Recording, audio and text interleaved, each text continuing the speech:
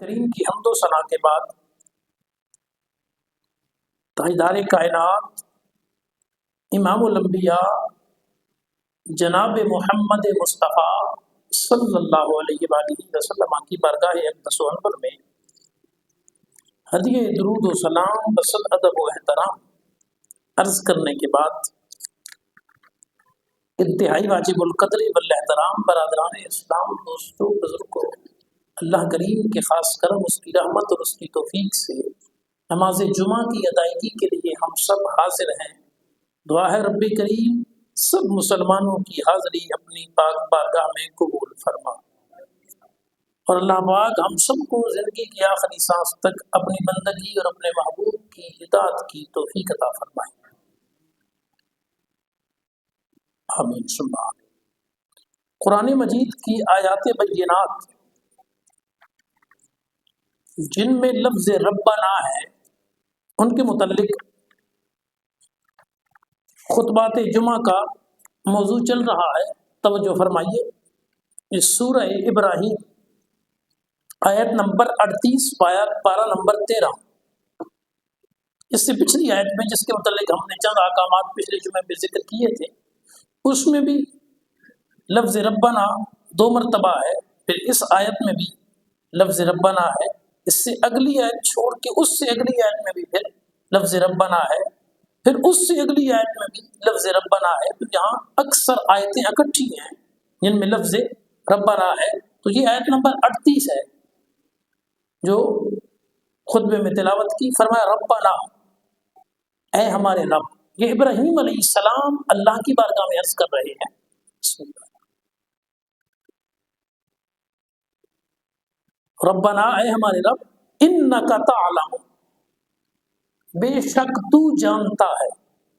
ما نخفی وما نعلن، ان باتوں کو بھی جن کو ہم چھپاتے ہیں اور ان کو بھی جن کو ہم ظاہر کرتے ہیں۔ یا اللہ، پوشیدہ باتوں کو بھی تو جانتا ہے اور جو ہماری ظاہر ہے ان کو بھی تو جانتا ہے۔ وما یخفی علی اللہ من شیء فی الارض ولا فی السماء، اور اللہ سے کوئی چیز مخفی نہیں ہے، یعنی چھپی ہوئی نہیں ہے، نہ زمین میں نہ آسمان۔ یہ ایک مسلمان کا عقیدہ، نظریہ اور یقین کامل ہر وقت ہونا چاہیے کہ میرا ظاہر بھی میرا رب جانتا ہے، میرا باطن بھی میرا رب جانتا ہے۔ اور اس یقین کے بڑے فائدے ہوں گے آپ کو جب یہ یقین کامل ہو جائے گا کہ میرا رب میرے ہر عمل سے واقف ہے، یہاں تک کہ ان اللہ علیم بذات الصدور، اللہ فرماتا ہے جو تمہارے دلوں میں خیال آتے ہیں تمہارے رب کو اس کا بھی علم ہے۔ اور ہم نے پیش کدھر ہونا ہے، جس طرح خوب صبح درس میں عرض کیا، ہماری پیشی کدھر ہے، ہماری حاضری کدھر ہے، ہم نے جانا کدھر ہے، ہمارا حساب کدھر ہونا ہے، مالک یوم الدین، اللہ روز جزا کا مالک ہے، ہم نے اس کی بارگاہ میں جانا ہے، اس کی بارگاہ میں حساب دینا ہے، جانا بھی ادھر ہے، حساب بھی ادھر، اور اس کو ہمارے ظاہر کا بھی پتہ، ہمارے باطن کا بھی پتہ، اس لیے اس سے تو کچھ چھپ نہیں سکتا، اور جانا بھی اسی کی بارگاہ میں ہے، اور یہ بھی ہم جانتے ہیں کہ یہ کام اس کو ناپسند ہے اور یہ اس کے پسندیدہ ہے۔ لیکن جس کے ہاں کوئی ملازم ہو، اسے پتہ ہو کہ میرا نیک، میرا مالک، میرے استاد یہ کام پسند نہیں کرتے، میرا ادارہ جس میں میں ملازم ہوں وہ یہ کام پسند نہیں کرتا، اگر میں کروں گا تو وہ ناراض ہوں گے، سزائیں دیں گے، نہیں تو میری سہولیات واپس لے لیں گے، معطل کر دیں گے مجھے اس جاب سے، نوکری سے، اور وہ کام کرتے ہیں جن کا ان کو پتہ ہو اس سے ادارہ، مالک، نیک، استاد خوش ہوتا ہے۔ بلا مثال و تمثیل جب یہاں دل میں یہ یقین کامل بیٹھا ہوا ہو کہ میرا رب میرے ہر حال سے واقف ہے، تو پھر بندہ ہر گناہ کرتے ہوئے ڈرے گا کہ کوئی نہیں دیکھ رہا لیکن میرا رب تو دیکھ رہا ہے، اور میں نے اسی کی بارگاہ میں جانا ہے۔ اور پھر بندے کو ہر نیکی کا لطف آئے گا. یہ بڑی عجیب بات ہے. ہر نیکی کا لطف آئے گا, مزہ آئے گا کرتے ہوئے کہ یار دنیا دیکھے نہ دیکھے, میں نے جو کل صدقہ کیا,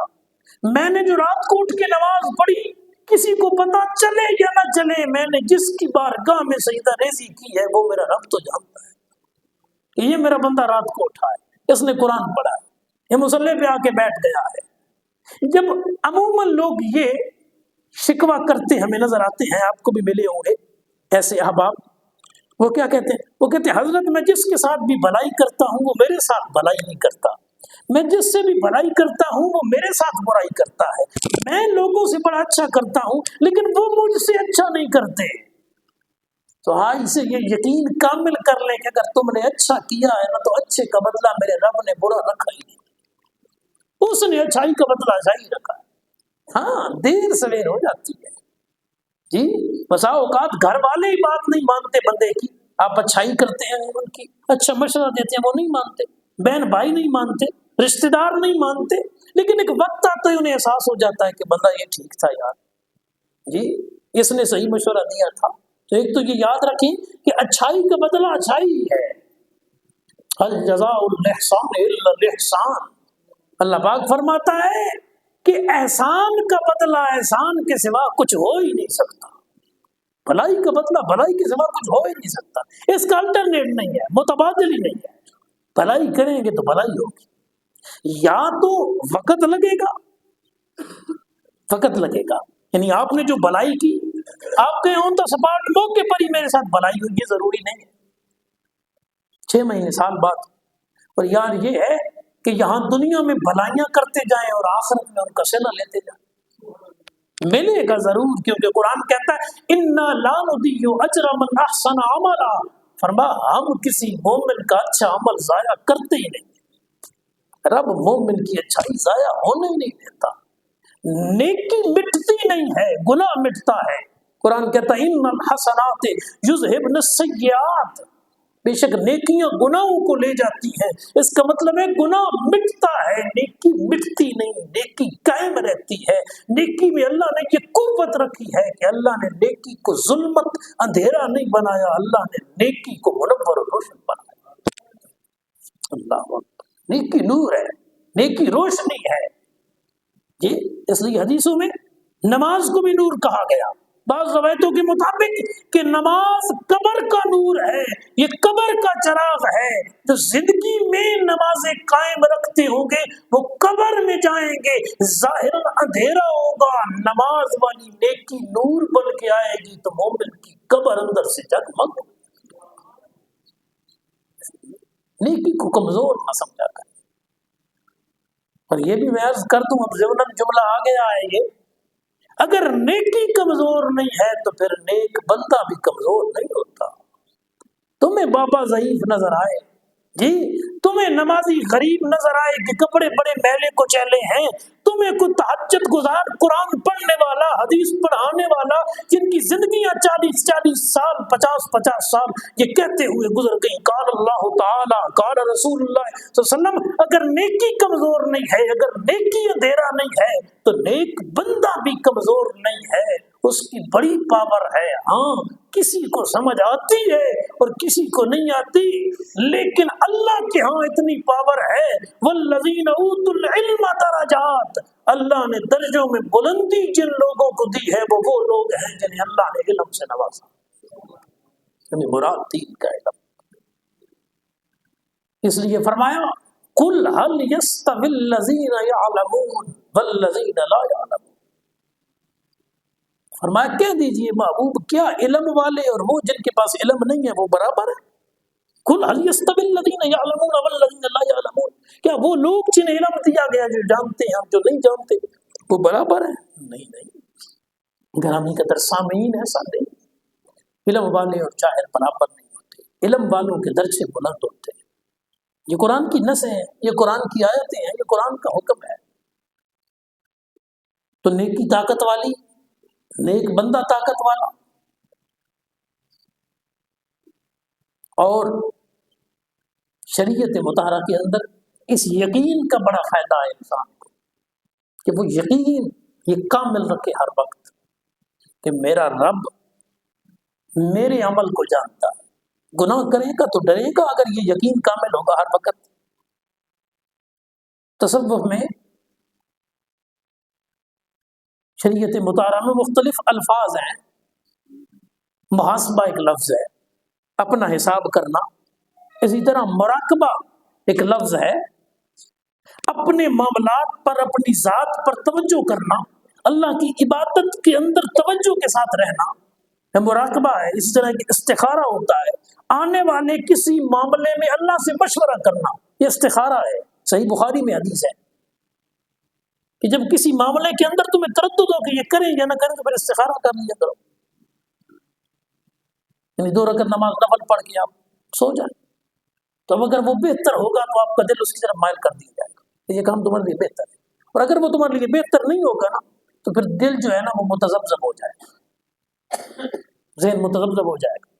یعنی اس کی طرف اب توجہ زیادہ نہیں جائے گی۔ تو استخارہ، آنے والے معاملے میں رب سے مشورہ، محاسبہ اپنا حساب کرنا، کیا پایا کیا کھویا۔ میری زندگی 40 سال گزر گئی، کسی کی آپ میں سے 50، کسی کی 55، کسی کی 60، کسی کی 25 سال جوانی کے گزرے۔ ہر بندہ ہمہ وقت اپنا محاسبہ کرے، اپنا حساب کرے، میں نے کیا کیا ہے۔ ایک اکبر الہ آبادی شاعر گزرا ہے ہندوستان کا، پرانا شاعر تھا، شاید اقبال سے بھی پہلے گزر گیا۔ اکبر الہ آبادی کہتا ہے، کیا پوچھتے ہو احباب کیا کارہا نمایاں کر گئے، کہ میرے دوست یاروں نے کیا کیا، یہ مجھ سے کیا پوچھتے ہو، کیا پوچھتے ہو احباب کیا کارہا نمایاں کر گئے، کہ بڑے بڑے کام کیا کیے میرے دوستوں نے اور ہم نے۔ کہتا ہے BA کیا، نوکر ہوئے، پینشن ملی، پھر مر گئے، کہ پہلے پڑھائی، اس کے بعد نوکری، نوکری کے بعد پینشن اور پھر موت۔ تو پوری زندگی کو اس نے شعر میں بیان کر دیا ہے۔ کسان ہے تو ساری زندگی کھیتی باڑی کرتے کرتے دنیا چھوڑ گیا، تاجر ہے تو تجارت سیکھتے سیکھتے پھر بناتے بناتے مکان، دکانیں، چیزیں، چلا گیا۔ جی ملازم ہے تو پہلے پڑھتے پڑھتے، یعنی سرکاری ملازم کی بات کر رہا ہوں، پہلے پڑھتے پڑھتے آدھی زندگی گل گئی، اور پھر نوکری میں آدھی زندگی گل گئی، اور جب پینشن آیا پتہ نہیں بیچارہ کتنا جیے گا کتنا نہیں، کہیں تو وہیں سے بھی الوداع کہہ دیتے ہیں دنیا کو، یعنی جب وقت آ جاتا ہے۔ لیکن عمومی طور پہ اس نے کہا، کیا پوچھتے ہو احباب کیا کارہا نمایاں کر گئے، BA کیا، نوکر ہوئے، پینشن ملی اور پھر مر گئے۔ زندگی ہماری اسی پہ چل رہی، لیکن محاسبہ ضرور کیا کریں۔ امام غزالی نے لکھا ہے، فرما حساب کرنے سے پہلے حساب کر لو۔ اگر ہر روز ہم شام کو حساب کریں کہ آج نیکیاں 5 کی ہیں مثال کے طور پہ، اور گناہ 10 کیے ہیں، اور کل رب کی بارگاہ میں پیش ہوں گے، تو 10 گناہوں کا بوجھ ہمارے اوپر جو ہوگا وہ کیسے لے کے جائیں گے، اور اسی رات معافی کر لیں تو آج کا حساب تو آج ہی کر لیا، سچی توبہ کر لیں، دوسرے دن پھر شام کو حساب کریں کہ یار آج 3 گناہ ہو گئے، کل 10 کیے تھے، ذرا لیول نیچے آ گیا نا، کہ ڈر پیدا ہوا، محاسبہ جو کیا، توبہ جو کی، اور توبہ کی ایک طاقت ہے، نور ہے توبہ کا جو قائم رہتا ہے۔ اب اپنے اپنے مزاج کے مطابق کوئی زندگی میں ایک بار توبہ کرتے ہیں اور 60 سال تک پھر قائم رہتے ہیں، کوئی زندگی میں ایک بار توبہ کرتے ہیں اور 1 سال تک قائم رہتے ہیں، کوئی توبہ کرتے ہیں اور مہینہ قائم رہتے ہیں، اگلا گناہ نہیں کرتے، کوئی توبہ کرتے ہیں ہفتہ قائم رہتے ہیں، کوئی توبہ کرتے ہیں 24 گھنٹے قائم رہتے ہیں، اور کئی بیچارے اتنے کمزور ہیں، ادھر توبہ کی ادھر 5 منٹ بعد پھر کوئی گناہ کر بیٹھتے ہیں۔ یہ ہر بندے کا درجہ اور لیول اپنا اپنا ہے، لیکن ہر کیف توبہ کا فائدہ ضرور ہے، اور توبہ کی قبولیت کی علامات میں سے یہ علامت ہے کہ اس نے سچی توبہ کی اور وہ قبول ہو گئی، اس کی علامت یہ ہے کہ دل میں گناہوں کی نفرت پیدا ہو جائے گی، نیکیوں کی محبت پیدا ہو جائے گی۔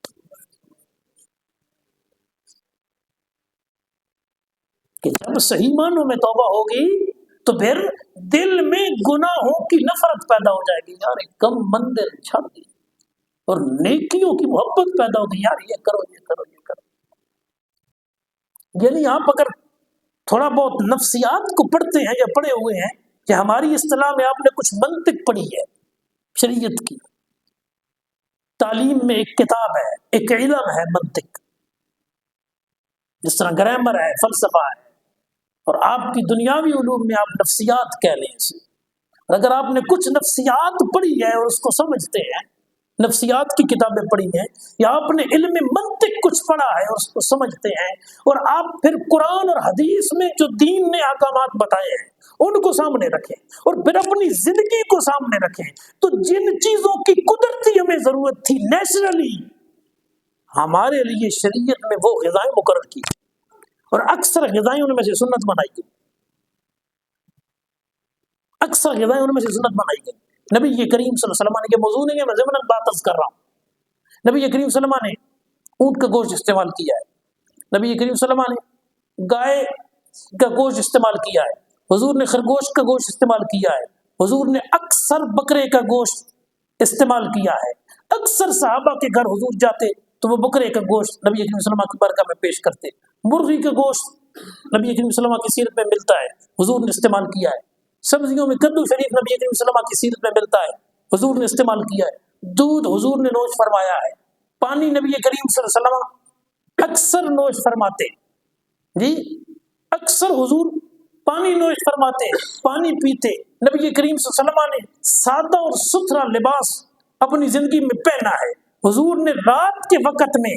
آرام کیا ہے، زیادہ حصہ حضور کے آرام کا رات کے وقت ہے، اور اس کی ترتیب یہ ہے، عشاء کے بعد حضور جلدی سو جاتے، درمیانی رات عبادت کرتے، پھر نبی کریم صلی اللہ علیہ وسلم سو جاتے، اور پھر اذان فجر کے وقت اٹھتے اور نماز فجر ادا کرتے، پھر دن میں دوپہر کے وقت کچھ دیر نبی کریم صلی اللہ علیہ وسلم نے قیلولہ، دوپہر کا آرام وہ کیا ہے۔ انسانی زندگی میں نفسیاتی طور پر نماز، روزہ، حج، زکوٰۃ کو آپ لاگو کریں، معاشرتی زندگی کے اندر زندگی کا ٹائم ٹیبل، غذاؤں میں وہ چیزیں جو حضور نے استعمال کی، لباس میں وہ انداز جو نبی کریم صلی اللہ علیہ وآلہ وسلم نے اپنایا، سونے جاگنے میں وہ انداز اپنائیں، رب کی عزت کی قسم معاشرے کی بہت ساری بیماریاں بھی ختم ہو جائیں گی، آپ کے ذہن بھی فریش اور مطمئن رہیں گے، اور زندگی اور آپ کا گھرانہ بھی پرسکون ہو جائے گا۔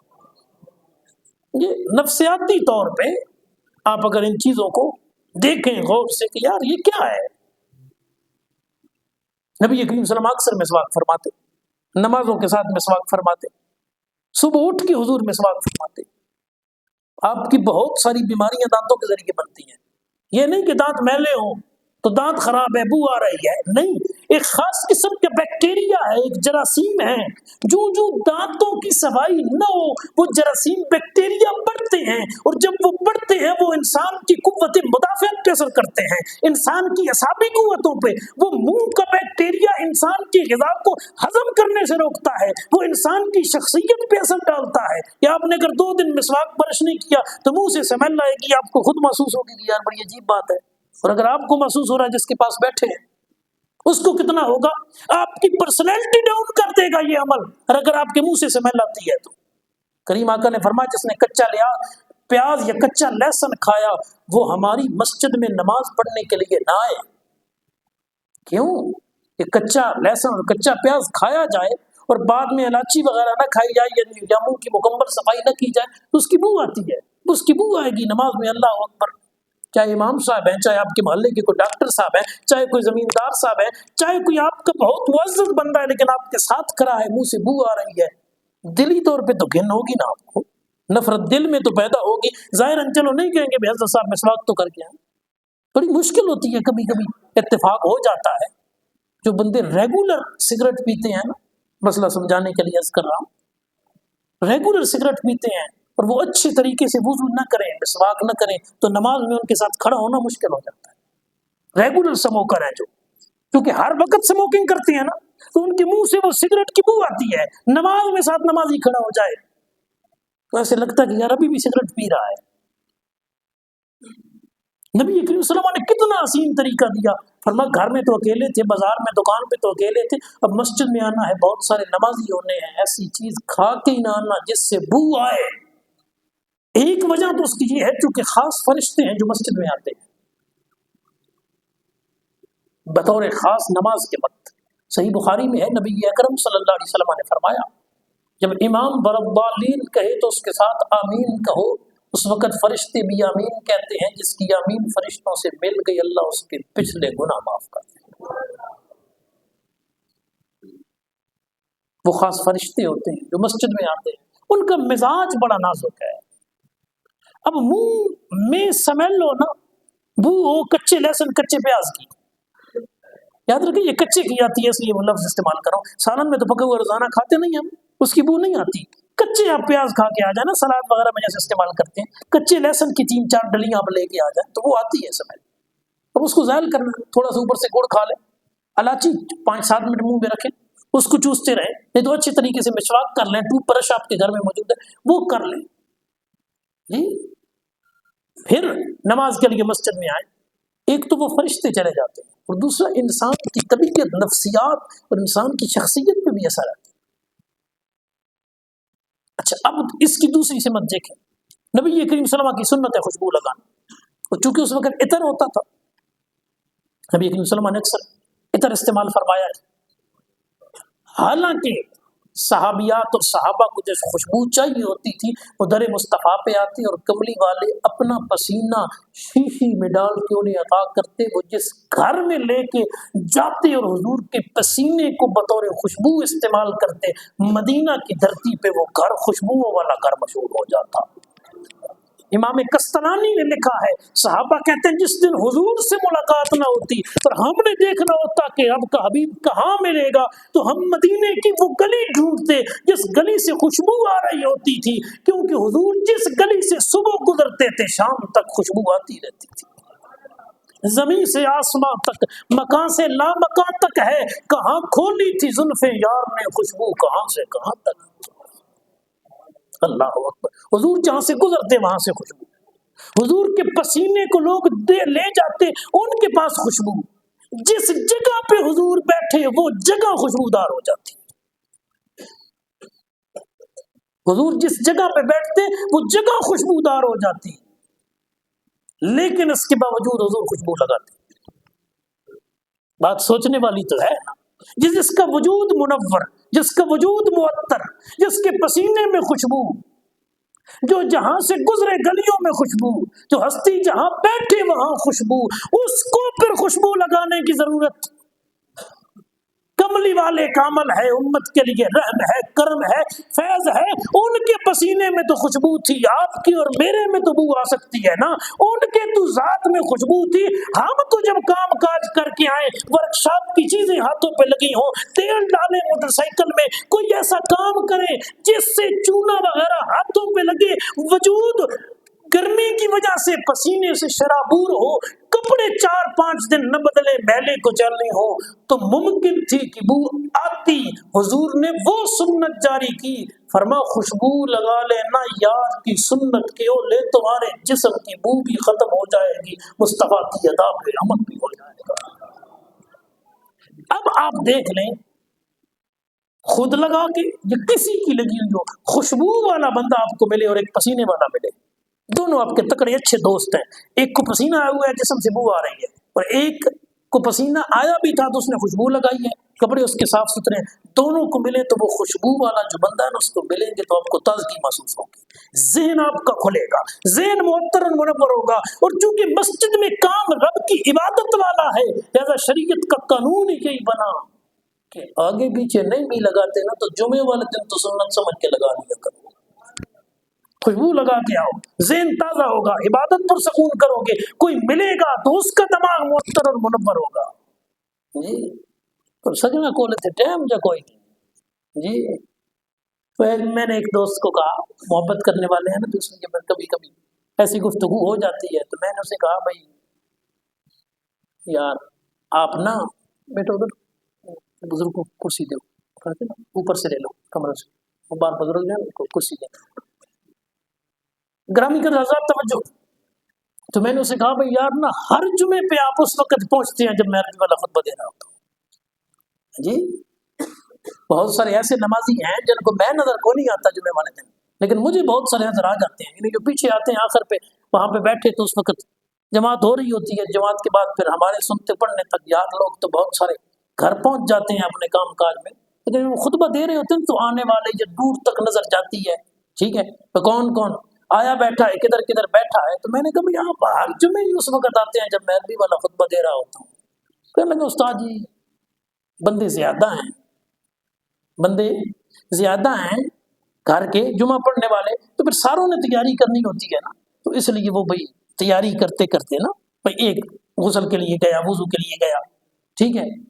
واٹر روم یوز کیا، باتھ روم یوز کیا، پھر دوسرا گیا، تیسرا گیا۔ میں نے کہا جمعے والے دن اور کام ہی اس لیے کوئی نہیں ہوتا۔ یعنی ہمارے ہاں جو لیبر طبقہ ہے، ہمارا مزدور طبقہ یا اپنے کام کاج والا، ان کی تقریباً چھٹی ہوتی ہے، تو میں نے کہا سارا دن ایک ہی تو کام کرنا ہوتا ہے کہ غسل کر کے جمعے کی تیاری کرنی ہے، تو وہ بندہ 3 گھنٹے پہلے شروع کر لے، بجائے اس سے کہ اذان پہلی ہو اور پھر سارے شروع کریں، تو پھر ظاہر ہے اگر 7-8 بندوں نے غسل وضو کرنا ہے تو ٹائم لگ جائے گا۔ یعنی ایک ہی کام کرنا ہے کہ جمعے والے دن غسل کر کے کپڑے تبدیل کر کے مسجد میں جانا ہے، مین کام اس کو بندہ ذرا پہلے شروع کر دے۔ لیکن باہر کیف اس کا اثر ہے، اس کا فیض ہے کہ انسان جب خوشبو لگائے، تو یہ نفسیاتی طور پر حضور کی زندگی اگر ہم دیکھیں تو بالکل عین انسان کے مزاج کے مطابق ہے۔ بو سے انسان کو نفرت، شریعت میں مکروہ، خوشبو انسان کے دماغ کو معطر کرتی ہے، مصطفیٰ کریم کی سنت، گندگی سے انسان نفرت کرتا ہے، صاف ستھرا رہنا حضور کا حکم۔ جی انسانی زندگی کے اندر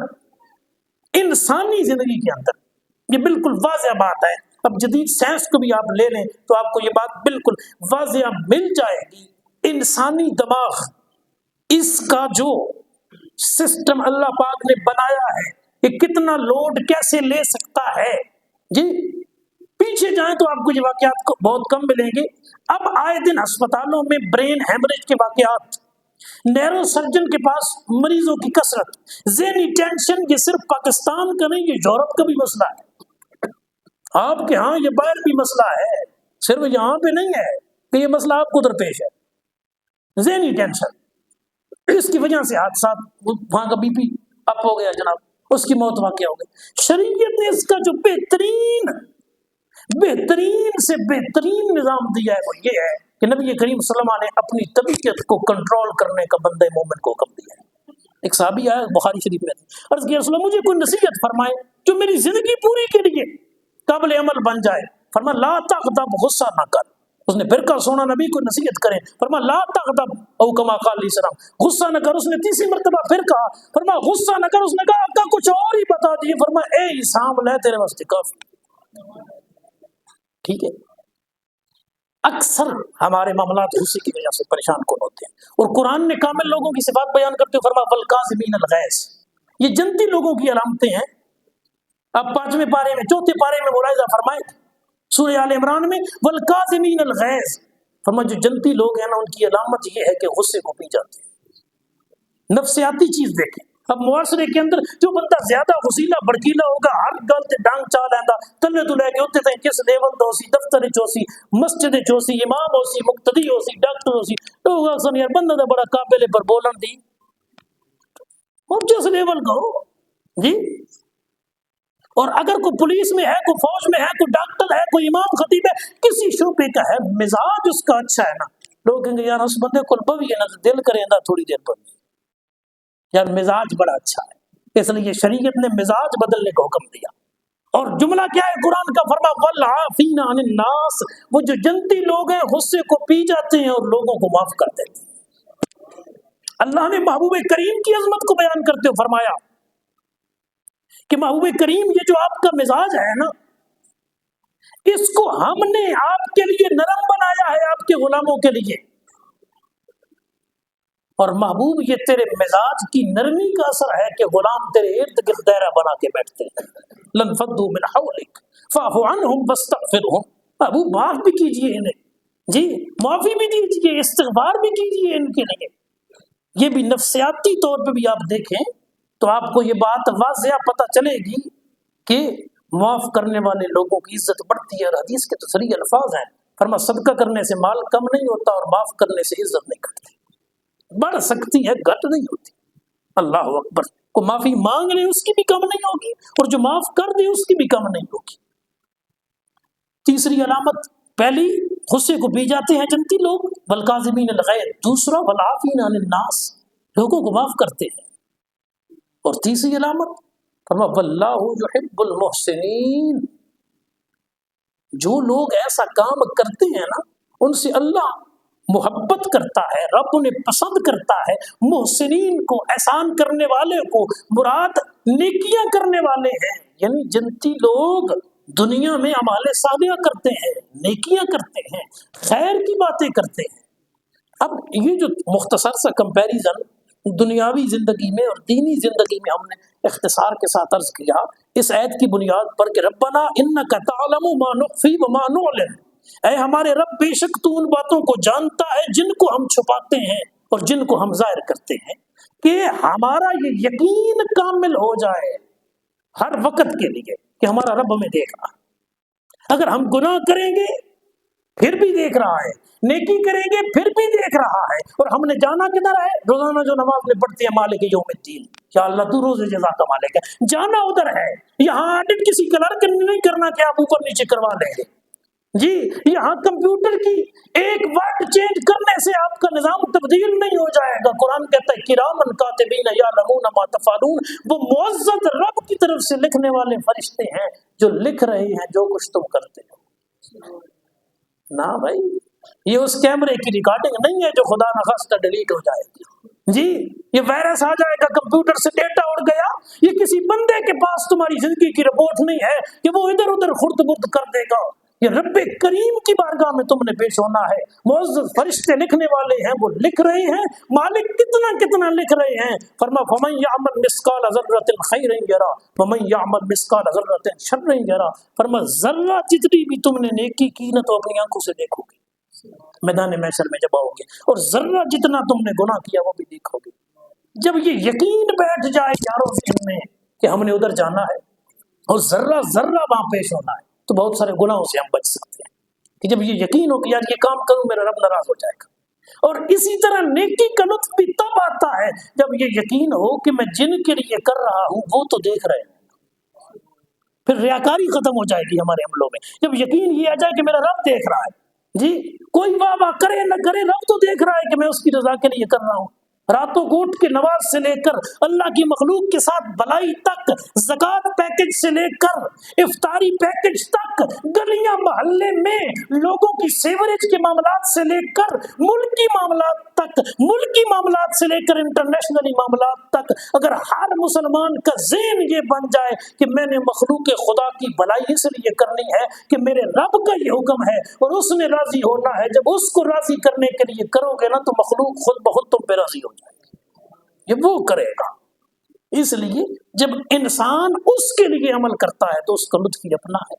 لہٰذا یہ یقین بٹھانا اپنے دلوں کے اندر کہ ہمارا رب ہمارے ہر عمل سے واقف ہے، یا جتنا جس کو زیادہ نصیب ہو اتنا فیض زیادہ نصیب ہوتا ہے۔ باقی انشاءاللہ تفسیر اگلی نشست میں کریں گے، جو آیت کیسا رہ گیا انہی الفاظ پہ اکتفا کرتے ہیں۔ اللہ پاک ہمیں دین سمجھ کے عمل کی توفیق عطا فرمائے، آمین ثم آمین۔